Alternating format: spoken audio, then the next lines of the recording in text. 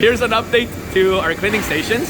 Obviously they're all on a little stand, they're mobile, but we also now color coded them. So you can see now the handles on the brooms, and I have the color.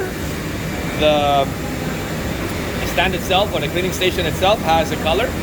And then the sign for the cleaning station has a little sticker showing where that particular cleaning station belongs, so that we make sure that it stays where it's supposed to be and it gets back to where it needs to be, and we standardize it around the plant. I'll show you another cleaning stations so you can see the standardization of this process.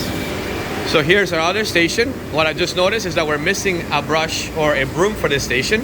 So I don't know if we're out, it's moved, or we need to purchase one, but we'll have a look and investigate. But everything has been labeled yellow, yellow, yellow, and yellow.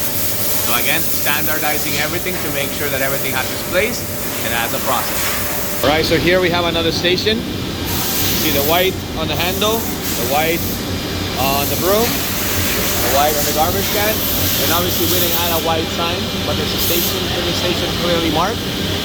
We didn't feel like we needed to put a white sticker. We figured that this is self-explanatory. I don't know. Do you guys think we should put a white sticker on them?